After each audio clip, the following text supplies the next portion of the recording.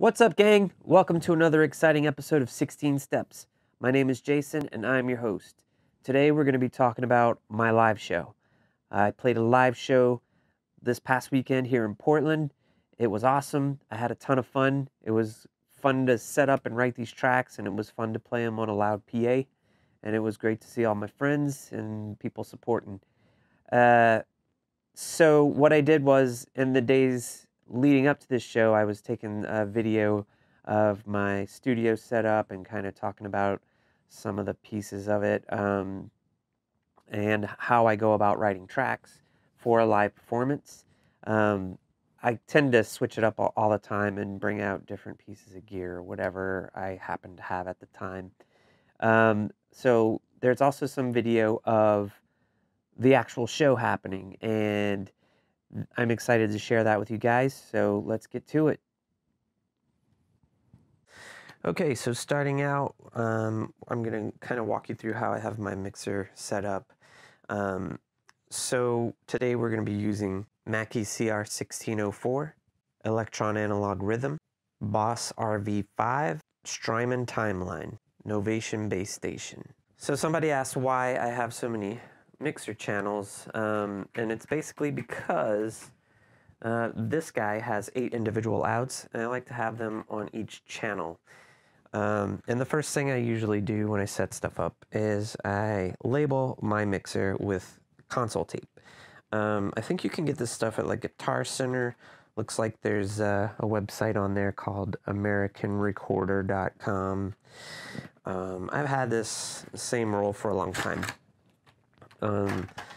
I like to go ahead and label all my channels and have them kind of separated on here. So let's see, get this dude lined up. So the this tape comes with a pen, but I like to use good old-fashioned Sharpie. And here we go. We're going to label the individual outs of the analog rhythm. So we got a bass drum, snare drum, rim shot, and clap. We got bass tom, low tom,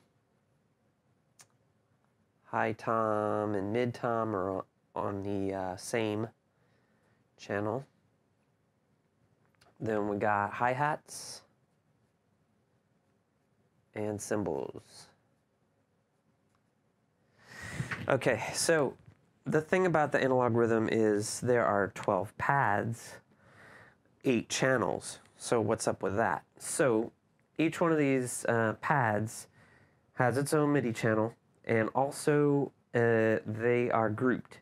So 9 and 10 are your hi-hats, but if you think about it, like number 9 is the closed hi-hat, and then 10 is the open hi-hat.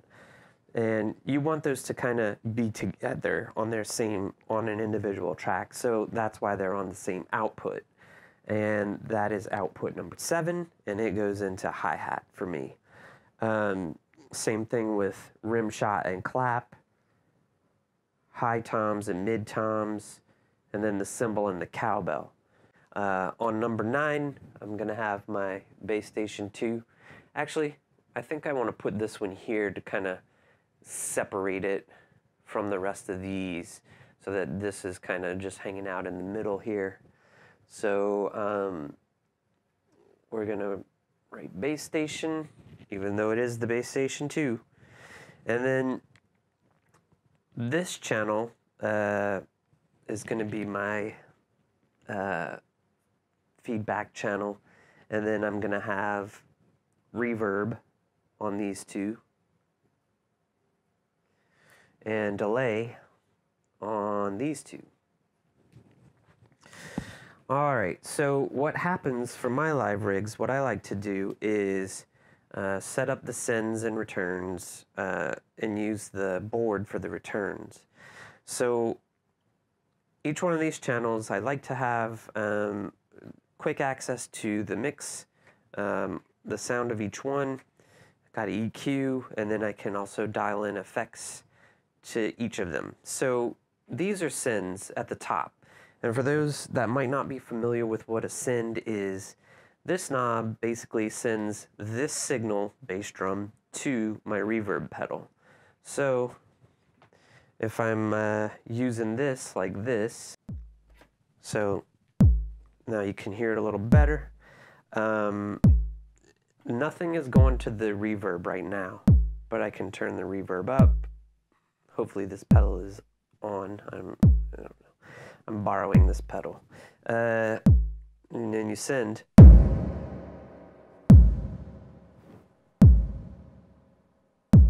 Awesome, right? So the other thing is each of the drum channels are going to be mono, and I have them all panned hard center right now, but you know, when you're playing a show, you might want to pan things differently or do weird tricks with stuff, like you know, you can just do this just for an effect or something, I don't know, but you can also use it for sending to this delay. I can send it to the delay, and then my delay comes in on this channel.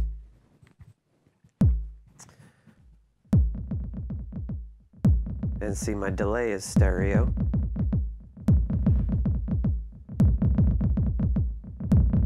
And you could do cool stuff like this. So now it's no longer sending to the delay, but I got my delay like doing all kinds of weird stuff, so.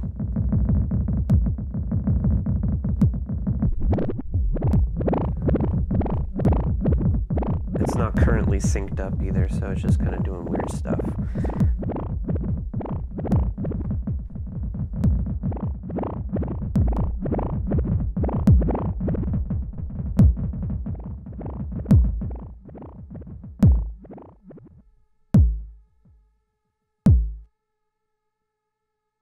What I use this channel for, the 12, what I like to do with this mixer in particular is I just send it out of number 3. So like I was saying, on these sends, this is send 1, 2, 3. So for me, it's going to be 1, 2. So this is sending to this one. This is sending to this one. This one just sends out of send number 3 and comes back in through number 12. So what you can do is stuff like this. So you can see it's clipping a little bit right there, and that's kind of what you want, because then you can bring up the volume on that.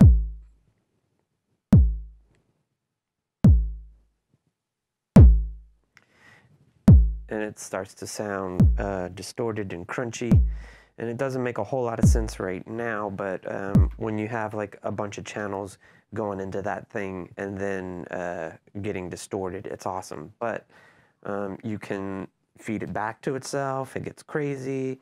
You can EQ it. It's basically just like an EQable distortion, and it sounds good. And the you can't see it from where the camera is, but the gain for all of the things are on the back of this mixer. It's just like a little knob. This mixer is super old, and a lot of the pots on it are scratchy, which means like if you move a thing, it might make a sound. But a little tip with these is like if you just spend some time exercising these, then they are then that dust can go away, the scratchiness anyway. But so I have my drums on 1 through 8, bass station on number 10, feedback on 12, reverb 13, 14, delay on 15, 16. For this particular live setup, I'm not sure if I'm going to use Circlon or not. It will allow me to sync everything, so I can like have everything running on one big clock, which I could do without the Circlon, but Circlon makes it super easy. because everything's just plugged in, and I might want to be able to do some different things with the analog rhythm, and also have like some sequences on the base station. But I'm also thinking I might just go live with just this setup and see how it goes. But I'm not sure. I tend to write everything on the Circlon, and then I'll like record it into the rhythm and kind of do variations, and I'm basically going to fill up all of the patterns on this thing. So yeah, that's basically what's going to be happening.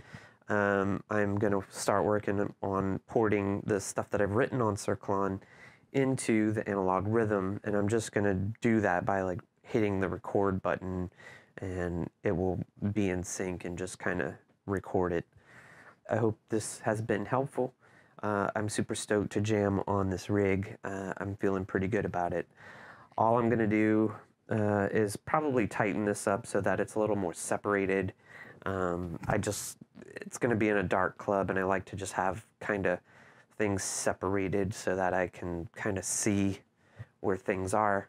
But the important thing is I'm going to spend a lot of time practicing in a dark room so that I'm not like completely out of my element in a dark room.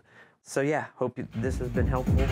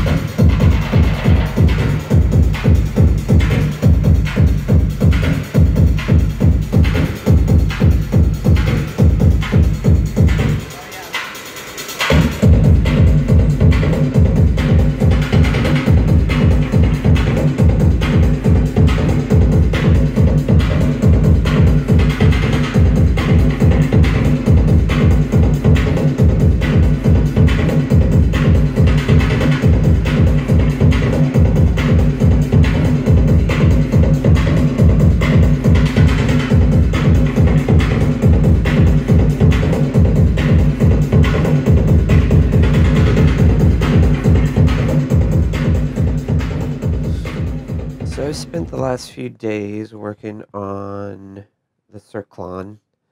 I've also been doing this in a dark room and then recording into the analog rhythm. So I have this one is deliberately left blank, but if you look, I have like all of the patterns, all of the different patterns are covered. And then for each pattern there's a fill, and for every kit there is a quick perform. And then I think what's going to end up happening is I'm just going to kind of live jam the BS2. But the way that I've been transferring these is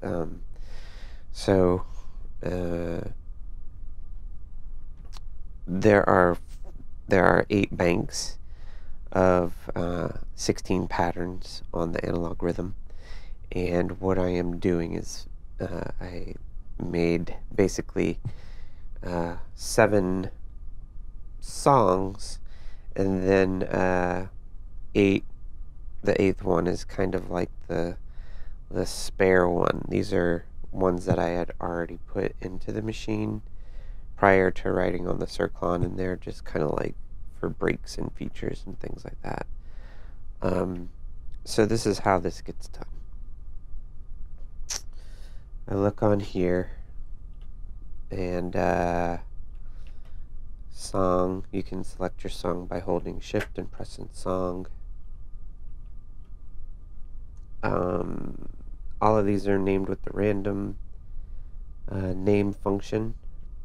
Apparently this jam is called Dioner. And then I go over here, I look up the kit that I was using for that.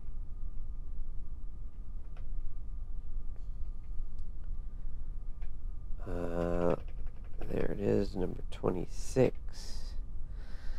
So I'm not expecting it to be exactly what I was doing before, but this is good because it's like the starting point for uh, getting going on this thing. So what I do is we're going to press play on here, and the rhythm will automatically start. Looks like I didn't make any scenes for this one, but there could be more than one pattern for the instruments that I've done. Looks like this is just like a kind of a one pattern jam that I did, but I'll go in and make more. This is just the starting point for each of them. So this is what this one sounds like. I don't even remember.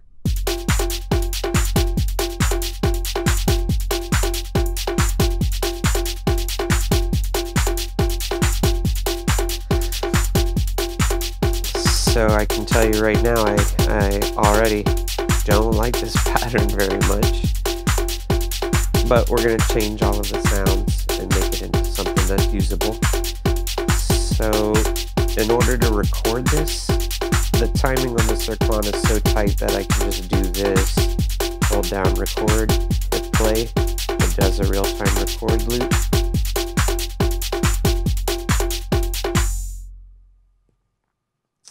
Check this out.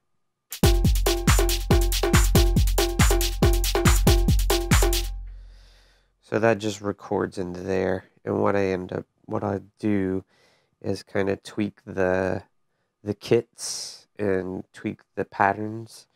I'll kind of write the main chunks on here, and then go in there and do some trigs and conditional locks and things like that.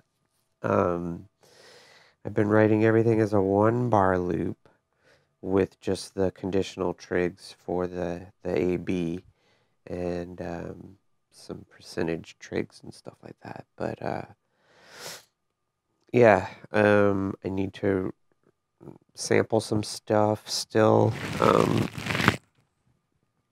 This is my list for pretty much all of my projects. Goes in here.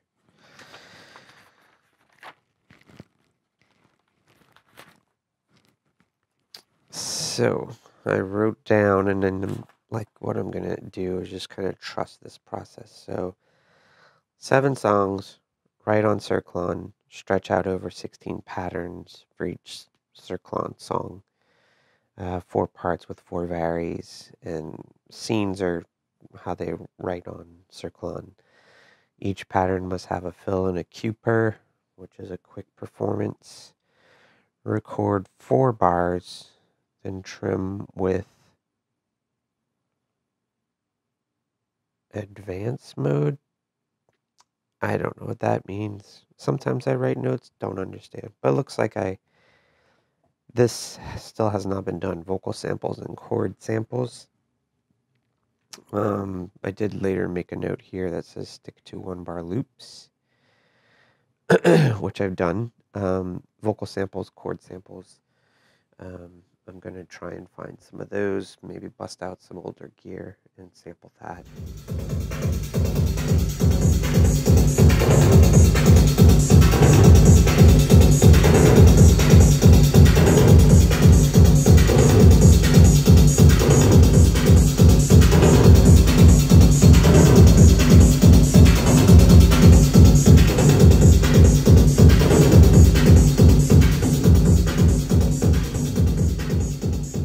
All right, so that was the show, and also the setup, and a little bit about how I write tracks, at least for a live performance. I'm also really excited for the new year, and I hope that you are too, and I hope that this year brings you all the success that you hope for. Thanks for all of the likes and the subscribes. I'm glad that you guys are finding this stuff helpful, and if you have specific questions about stuff, I'm always happy to answer, and let me know what you guys want to see more of in the future, and I will try to get it done. All right, I will see you next time. Peace.